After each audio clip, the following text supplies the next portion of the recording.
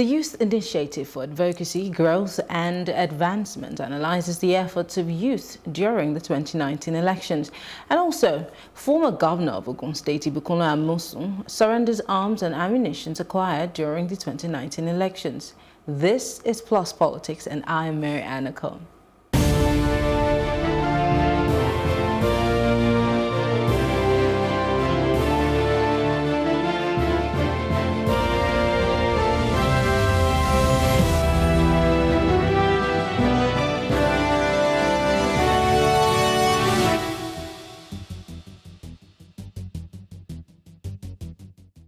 The Youth Initiative for Advocacy, Growth and Advancement, YAGA Africa, has released a report on how involved the Nigerian youths were in the 2019 elections that took place earlier this year. Now, that report covered several factors, including how long the passage of the Young to Run bill affected the participation of the youths in this election. Now, joining me to analyze this, I have in the studio Mr. Bernard Oniga. He's a political analyst. Thank you for joining us, Mr. Bernard. My pleasure. And of course, sitting next to him is Mr. Martins Lumber, also a political analyst. It's good to have you join us, gentlemen. Pleasure to be here. Thank you very much. So let's start with the statistics, which we will hopefully put on our screens, of YAGA Africa about young people. Now, they started by saying that across the 991 seats in 36 states' houses of assembly, there were 68 members elect between the ages of 31 and 35 who will either sit and legislate at the state levels or represent us, at the higher level. Now, they also said that there were 22 direct beneficiaries of the Not Too Young to Run bill in the state's houses of assembly between the ages of 25 to 30. Now, this directly is a result of the age reduction in legislation that was passed by the National Assembly and extended to. Now, I have a map of, how this works. The young speakers of states houses of assembly, we have one for Kwara State, he's 34. We have another one for Oyo State, he's 32. We have another one in Plateau State, I think he's 33 years old, and Zamfara State, 31. All of this wouldn't have happened on a normal day if we did not have the passage of that Not Too Young to Run bill. Have we had young people in legislature before now? Yes, but there's sprinkles of them compared to what we have now. But does that in any way show a great participation of young persons in elections? I'll start with you. Oh, well, the Not Too Young to Run bill, which is an age reduction bill, of course, whereby the age to become the president was reduced from 40 to 35, and then to be a member of the state or the Federal House of Representatives was brought down to 25 years old, is an interesting one. It's an interesting piece of legislation. And of course, YAGA Africa and Samson Itodo, the director of that organization, is my very good friend. I must commend them for standing up for the Nigerian youth. This is a bill by the Nigerian youth and for the Nigerian youth and in the interest and for the interest of Nigerians. Having said this, young people have always been vocal, young people have always been involved in politics, but the missing link is giving young people the opportunity to participate directly in governance and in making policies for the nation, which is what that bill seeks to achieve. And it is quite interesting that we are beginning to have some measure of progress based on the statistics as released by YAGA Africa. We have not gotten there yet, but it's a good step in the right direction. And I hope that in few years to come, we would have people young enough and competent too, So what the bill is simply saying is that if we are young and we are competent and we want an opportunity to lead or to represent our people in governance and in politics, give us that opportunity, and that is what is beginning to happen in Nigeria, and is an interesting one if you ask me. Mr. Lumber, do you agree that this Not Too Young to Run bill, because there are two sides to it. There are people who actually think that it was given to us, not necessarily paving the way. It's just to shut the young people up. But there are also people who think that it has somewhat given opportunities to people, even if a lot of people have not been able to get offices, but they at least had an opportunity to run. Do you think it paved the way for us young people, one way or the other? Well, considering where we're coming from in this Fourth Republic, I would say that it's a good way to start. But if we look at the First Republic, you will find that indeed, if you're competent, if you're good enough and your people need you, regardless of whether it's 25, 20, 21, if you understand what I mean, I want to believe that in the First Republic, Anthony Enauro was much younger, you know, when he was in the Federal House. And of course, we know that he moved the motion for Nigeria's independence the first time. So to that extent, this is just like a palliative, you know, maybe to take care of the restiveness. But for someone like me, I think that we must naturally open the space so that if someone is good enough and his people need him there, age should not be a barrier. The truth is that there is a natural, if you like, selection process. If a person presents himself and is not good enough, the person can be recalled. If he's good enough and is actually young, the better for everybody. And that is how things have been playing out where you look at talent, for instance.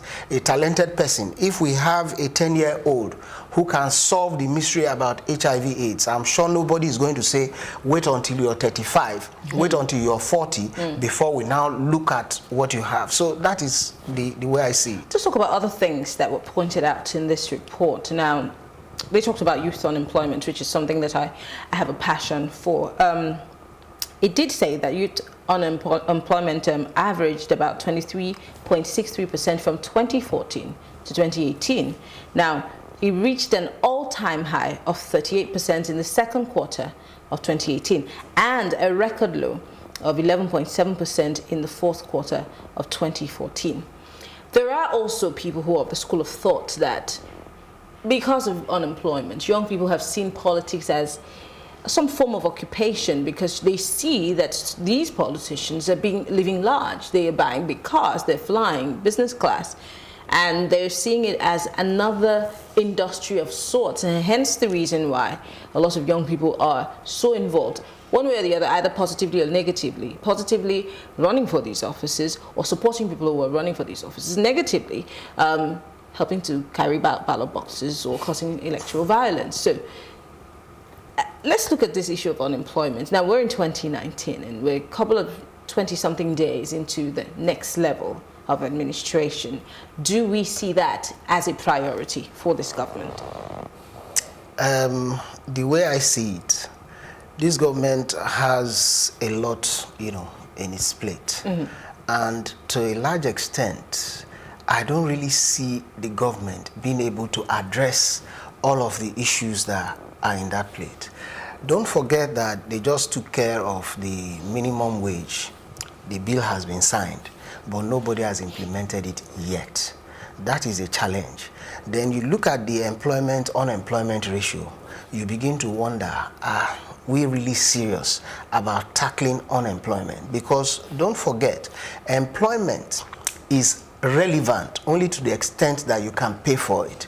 So if now you're going to pay much more money, by that I'm saying that ordinarily the minimum wage where it was before would have offered more employment, but now you've increased the wage. Chances are you're going to take care of so many people. So what are you saying, that we shouldn't have increased the minimum wage? You know, I've argued before, there are many ways to approach the subject of value.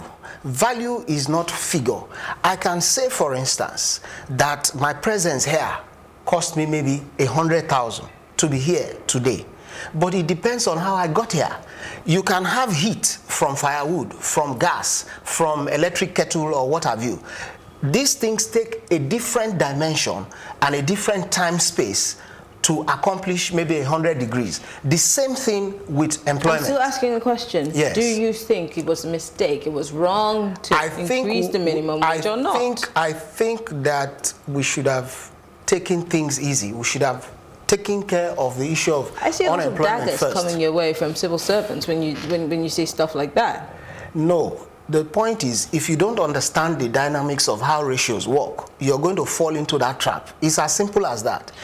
But I want to believe, and I don't want to drag this on for too long, that government has consultants and they have people who are advisors who are very, very educated in terms of monetary policies, in terms of ratios, parameters in which you decide. I want to believe that they know what they're doing. I want to believe. But we're seeing the results. Let me come over to you. Very well. Youth involvement in politics and youth unemployment. How does this work hand in hand? Because I painted a picture earlier on. They've seen it as a venture of sorts where they can use to get their share of the national cake. Let me put it that way loosely. And so for some other people, it's an avenue to, hey, we're young people, we're here to change things. And truly they want to change things. But how powerful can these young people be to break through the, you know what, the kingmakers and the establishments? Let me use that word. How easy is it can be? I have a lot of confidence in the Nigerian youth, and while I was watching the last World Cup, you know, quite interesting. You saw that the French team was made of, you know what I mean. A lot of black people, yes, well. And these are people who ordinarily you would say are from third world countries like Nigeria. You could categorize them under developed country and all of those nomenclatures. Well, we're no longer underdeveloped. Those are nomenclatures. Those are all nomenclatures in international politics and all of those things. No, so these are nomenclatures. But the point I am driving at is this: environment matters. There's a question that has been posed over and over again. If Mark Zuckerberg were to be born and bred in Nigeria and schooled in the University of Jos or in one of our institutions of higher learning, would he have been equipped enough to be able to think in the manner in which he did to bring about the Facebook that the entire world is enjoying today? I can tell you that if you take the average Nigerian youth from this environment, which is seeming unconducive for us to really show up what we have on our inside in terms of our skills, our talents, and our potential, and you put us in the right environment, we would do what you could call magic. What do you term as the right environment? God bless you. Because we still have Nigerians who go to these places you'd call right environments and they're still misbehaving. No, those are human beings are human beings, but we are looking at the positives now.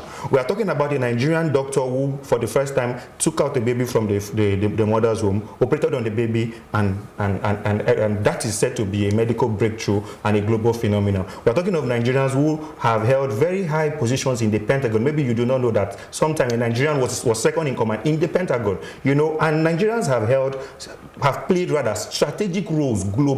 So what I am saying is that what politics is intended for, what governance is intended for, is to create the right environment. Let me tell you, the job of the government is very simple. The right policies. That is why you see us screaming every day as citizens. What we are saying is that government should make the right policies at the right time, targeted at the right people, and intended for the right purposes and causes. You would see a drastic change, even talking about unemployment. Let me give you statistics. We're looking at the importation of pork into Nigeria, and we looked at it. I mean, billions of dollars is being spent in importing pork into Nigeria. And I said to myself, okay, why don't we begin to say in the next 2-3 years, we want to empower 2,000 Nigerians who would break that market to say, okay, half of what comes into the country, we would begin to produce locally here. But let me tell you what happens. By that doing, we will curtail the interest rates, you know, rather not the interest rate, the exchange rate is what I mean. You know, you would have, instead of me buying pork in Nigeria, so when I buy pork in ShopRite or in one of those outlets, I'm empowering the farmer in that country where it is being brought into Nigeria. Why can't we encourage our young people to go into agriculture, farm pork, and begin to break this boundary? We're talking about refining too, just at some few minutes ago. If we begin to refine our oil, it will make so much impact in our economy that you would be amazed. And it will break all of these staggering unemployment figures. So I am saying that these unemployment figures is because the people who run our economies are not undertaking the right policies, making the right policies, and they are not targeting those policies at the right direction. If we do so, these staggering and frightening unemployment figures would reduce, and it wouldn't be much of a problem. Okay, let's move further to what Yaga was going towards: young people participating in politics and electioneering processes. Now, it has been estimated or established beyond doubt that young people between the ages of 18 to 35 constitute the bulk of the country's population. Very well. Now, currently estimated by the United Nations to be about 200.8 1.962 million. And the numerical superiority of youth population in Nigeria is underscored by INEC's registered voters list, which actually puts the percentage of young people registered at 51.11% of a total of the voter population. Well, yeah. But looking at the number of young people who came out to vote, it's an opposite. There was a massive drop. Very well. And you're a young person, I'm going to come to you to ask because I don't know if you went out to vote. But Indeed. I'm coming to you. Why do you see that form of voter apathy, whether we like it or not? That's what it was. We saw a huge number of people register. A few people showed up to vote on election day.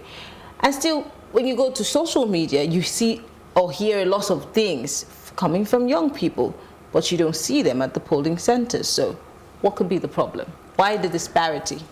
First of all, we must know that if the elections are held on the 16th as originally planned, I'm very certain that the number of people that would have participated, would have been higher. But there are people who actually, I'm sorry to come in there, there are people who actually think that because of that change in date, it should have spurred people more to say, oh, this is an attempt to dampen, us, we're going to still come out. But nobody came out. No. Is that good enough an excuse to say, oh, because they changed the date, we couldn't be bothered? Does it change the fact that we're going to have to elect people into office? Elections in Nigeria are expensive, not just for the umpire, not just for the government, but even for the person who is going to vote. Don't forget that, the timing was that once it's 6 a.m., movement was already restricted. That, for me, was it was a no-no. They should have left the time till maybe about 7, maybe about 8 o'clock. People should be able to move up until that time.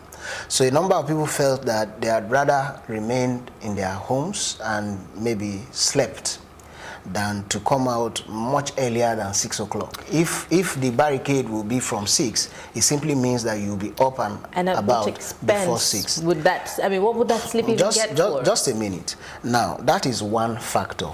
The other factor, again, is that this consistently, we have seen situations where you put all of the effort, and at the end of the day, the vote counting does not really reflect the effort that you put in. By that I mean that everyone is quite certain. Everyone has heard the polling results at the polling unit. At some point where collation happens, you begin to hear all sorts of abracadabra. So it's frustrating. But all of that was different because INEC allowed results to be published at polling centers and believing that people were allowed to take pictures. So if there was any hanky-panky before it got to the INEC office, you had I have a feeling you were not present when the election happened. I was at the election, and I'm trying as much as possible to be objective in this conversation. That was allowed, wasn't it? Yes. Now it by the books, yes. It behoved but in practical on us, reality, no. The electorate, to make a case. The cases are so many all across Nigeria in courts. And we're seeing the kind of patterns that are playing out. It's not very encouraging. Young people cannot participate in an election that appears not to give them value for their effort. That is the summary of it. Now, on the other hand, you must know again that the attitude of most Nigerians now is that they must find a way to make ends meet, regardless of the government. The government has not really shown anything to suggest that, yes, they are carrying the masses at heart.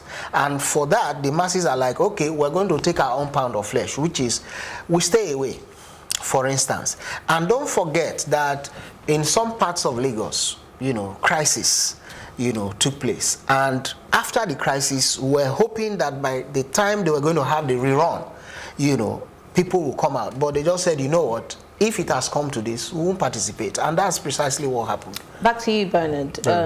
If we already have, if what I picked or sensed from what Mr. Lumba is saying, a defeatist mentality, they're going to do what they want to do, it's not necessary, let's just stay back at home. Then we come back and complain. Then we say, oh, there's no light, there's no water, these people are terrible. Oh, a certain governor is allocating 14 million to do burials. And all Why complain if we already have a defeatist mentality? We're part of the problem, aren't we? Of course, Nigeria is about Nigerians. It is Nigerians that create the kind of impression and image, and talking about whatsoever issues it is we have. We are talking about ourselves. We are not just talking about a geographical landmass. You know, there are people here who make things happen here, or who make things don't happen, you know. So the average Nigerian, how does he see himself? What is our language there? We talked about our politicians and our leaders as there. We do not see ourselves as part and parcel of the process. But you see, even if you want to blame it on the average Nigerian, that is the responsibility of leadership.